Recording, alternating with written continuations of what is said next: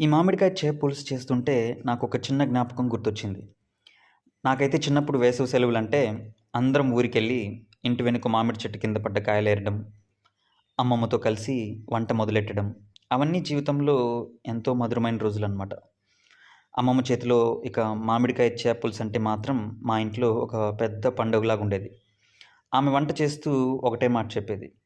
"వంటంటే రుచి కాదురా ప్రేమ" అనేది. మనసుతో చేసిన వంటనే నిజమైన వంట అని ఎప్పుడూ చెప్తూ ఉండేది.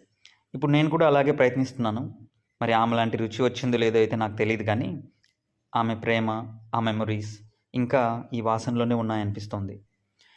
పులుసు మెల్లగా ఉడుకుతుంటే అమ్మమ్మ నవ్వు, ఆ చెట్టు నీడ, ఆ మధ్యాహ్నపు కాస్త వేడి అవన్నీ మళ్ళీ మళ్ళీ గుర్తొస్తూ ఉన్నాయి. ఇప్పుడు ప్లేట్‌లో సర్వ్ చేస్తున్నప్పుడు అనిపిస్తుంది.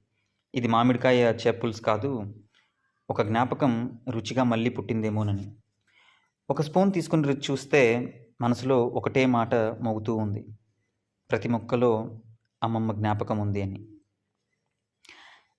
ఈ వీడియో గనుక మీకు నచ్చినట్టయితే ఖచ్చితంగా లైక్ చేయండి. ఈ ఛానల్‌ని సబ్స్క్రైబ్ చేసుకోండి. ఒకవేళ మీ అమ్మమ్మ గారు యూట్యూబ్ చూసేట్టుగా ఉంటే తనకు కూడా షేర్ చేయండి.